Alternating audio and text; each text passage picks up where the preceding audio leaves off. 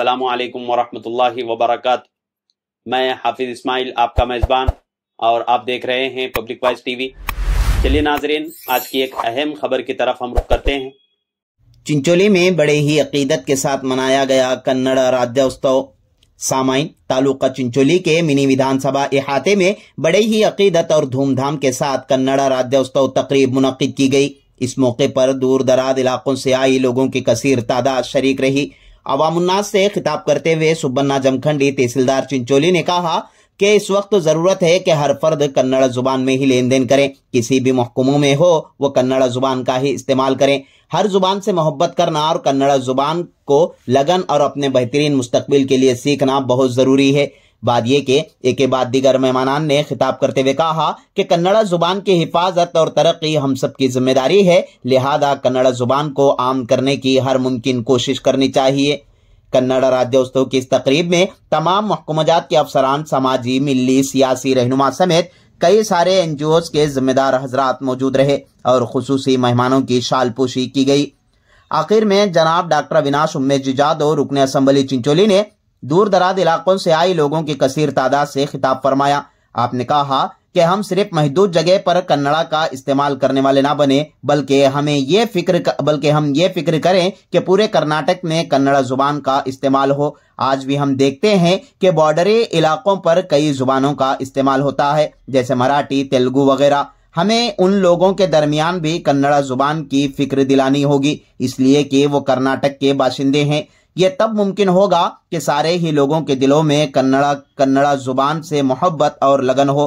इस मौके पर Subbanna Jamkhandi tahsildar Chincholi, grade 2 tahsildar Venkatesh Duggal, Chincholi municipal chairman Anand tiger, Ningamma brother chief officer Chincholi, BO Chincholi Basavaraj Malli, Mallikarjun Palamur, Ashok Huvvin Bavi के अलावा लोगों की कसीर तादाद शरीक रही। दिगर ये के इस साल बेहतरीन सहाफी के तौर पर मोहम्मद वसीम पटेल सुलापेट को मुबारकबाद देते हुए उनकी शालपोशी की गई और नुमाया सहाफी के तौर पर मोमेंटोस पेश किया गया। ಹೆಮ್ಮೆ ಹಬ್ಬ ಅನ್ಬಹುದು. ಯಾಕಂದ್ರೆ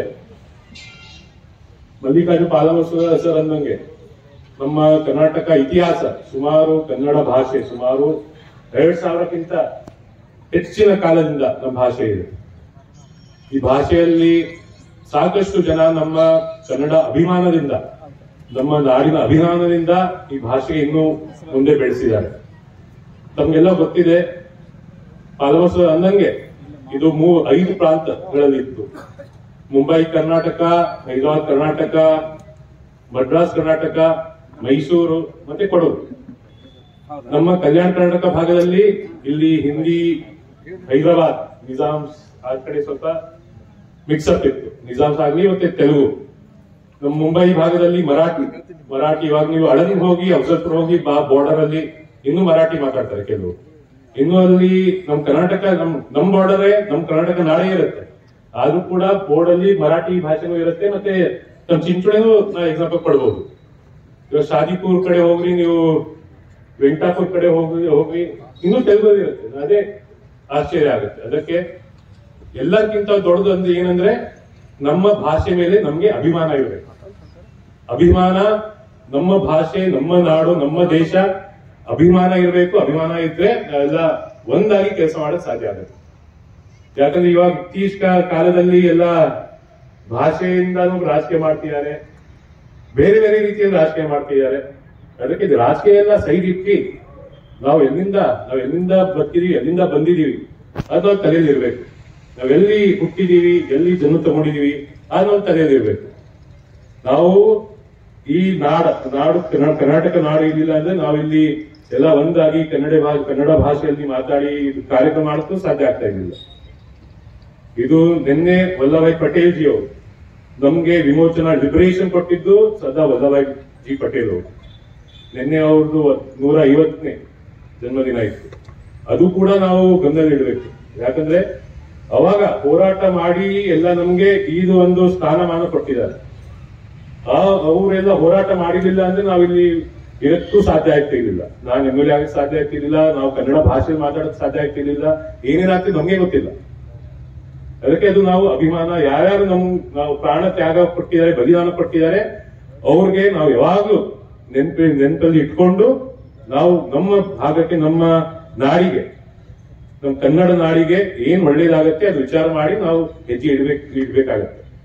ರಾಜಕೀಯ ಸೈಡಿಟ್ಟು ನಾವೆಲ್ಲ ಒಂದಾಗಿ ನಾವು ಕೆಲಸ ಮಾಡ್ಬೇಕಾಗತ್ತೆ. ಯಾಕಂದ್ರೆ ಇತಿಹಾಸ ತುಂಬಾ ದೊಡ್ಡದಿದೆ, ನಮ್ಮ ನಾಡಿನ ಇತಿಹಾಸ. ಮತ್ತೆ ಸ್ಪೆಷಲಿ ನಮ್ಮ ಚಿಂಚೋಳಿಯಲ್ಲಿ ಗಡಿ ಭಾಗ, ಗಡಿ ತಾಲೂಕಾ, ಬಾರ್ಡರ್ ತಾಲೂಕಾ ಇದೆ. ಅದಕ್ಕೆ ನಾವು ತೆಲುಗು ಇಲ್ಲಿ ಸುಮಾರು ಆಲ್ಮೋಸ್ಟ್ ಒಂದು 20% ಅವ್ರಿಗೂ ತೆಲುಗು ಗೊತ್ತಿದೆ. ಆದ್ರೂ ಕೂಡ ನಾವು ಬಾರ್ಡರ್ ಹೋಗ್ಬೇಕಿದ್ರೆ ತೆಲುಗು ಬಿಟ್ಟು ನಮ್ಮ ನಾಡಿನಲ್ಲಿ ನಾವು ಕನ್ನಡ ಮಾತಾಡಕ್ಕೆ ಪ್ರಯತ್ನ ಮಾಡಬೇಕು, ಹೇಳ್ಬೇಕು ಅವ್ರಿಗೆ, ಕಲಿಸ್ಬೇಕು ಅವ್ರಿಗೆ. ಯಾಕಂದ್ರೆ ಇವಾಗ ಸನ್ಮಾನ್ಯ ಮುಖ್ಯಮಂತ್ರಿಗಳು ಕೂಡ ಸರ್ಕ್ಯುಲರ್ ಬರೆದಿದ್ದಾರೆ, ಏನೇ ಇರಲಿ, ಏನೇ ಗವರ್ಮೆಂಟ್ ಜಿಯೋಸ್ ಇರಲಿ, ಆರ್ಡರ್ಸ್ ಇರಲಿ, ಗವರ್ಮೆಂಟ್ ಆರ್ಡರ್ಸ್ ಇರಲಿ, ಕಡ್ಡಾಯವಾಗಿ ಕನ್ನಡ ಇರಬೇಕು. ನೀವು ಗ್ರಾಮ ಪಂಚಾಯತ್ ಅಲ್ಲಿ ಆಗಿರ್ಬೋದು, ತಾಲೂಕ್ ಪಂಚಾಯತ್ ಆಗಿರ್ಬೋದು, ಪುರಸಭೆ, ಮುನ್ಸಿಪಾಲಿಟಿ ಎಲ್ಲೇ ಆಗಿರ್ಬೋದು, ಕಡ್ಡಾಯವಾಗಿ ಕನ್ನಡ ಲ್ಯಾಂಗ್ವೇಜ್ ಯೂಸ್ ಮಾಡ್ಬೇಕಂತ, ಭಾಷೆ ಯೂಸ್ ಮಾಡ್ಬೇಕಂತ ಸೂಚನೆ ಮಾಡಿದ್ದಾರೆ. ನವೆಂಬರ್ 1 ನಾವು ನವೆಂಬರ್ 15 ಮಾಡ್ತೀವಿ ಅಂತ ಹೇಳಿದ್ರು. ಅಲ್ಲಿ ನಮ್ಮ ಕನ್ನಡಿಗರು ಏನಿರ್ತಾರೆ ಅವರೆಲ್ಲರೂ ಒಟ್ಟಿಗೆ ಸೇರಿ ಅವರು ಒಳ್ಳೆ ಇಂಥ ಒಂದು ವೇದಿಕೆ ಕಾರ್ಯಕ್ರಮ ಮಾಡಿ ಮಕ್ಕಳ ಡಾನ್ಸ್ ಪ್ರೋಗ್ರಾಮ್ ಸಹ ಮಾಡ್ತಾರೆ. ಅವರು ಬರೀ ಕನ್ನಡ ಹಾಡುಗಳೇ ಇರ್ತಾವ. ಅಂತ ಒಂದು ನಮ್ಮ ಕನ್ನಡ ಭಾಷೆ ಶ್ರೀಮಂತ ಭಾಷೆ. ನಾವು ಕನ್ನಡವನ್ನ ಉಳಿಸ್ತಕ್ಕಂಥ, ಬೆಳೆಸ್ತಕ್ಕಂಥ ನಾವು ನೀವೆಲ್ಲರೂ ಮಾಡಬೇಕಾಗಿದೆ. ಯಾಕಂತಂದ್ರೆ ನಾವು ಏನ್ ಮಾಡ್ತಾ ಇದೀವಿ ಅಂತಂದ್ರೆ, ಯಾರೇ ಬರಲಿ ನಮ್ದು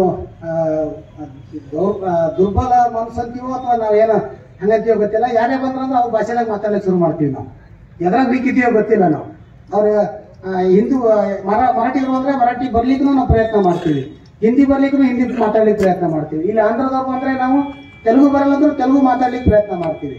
ಯಾಕಂತಂದ್ರೆ ಇಲ್ಲೇ ನಮ್ಮ ಪಲಮೂರು ಸರ್ ಹೇಳಿದ್ರು, ತಮಿಳುನಾಡು, ಆಂಧ್ರ ಆ ಕಡೆ ಹೋಗ್ರಿ, ಅವ್ರು ತೆಲುಗು ಬಿಟ್ರೆ, ತಮಿಳು ಬಿಟ್ರೆ ಯಾವ ಭಾಷೆ ಮಾತಾಡಂಗಿಲ್ಲ. ನಾವು ಅದು ದೊಡ್ಡ ಸ್ಥಾನ ತೋರ್ಸ್ಲಿಕ್ಕೆ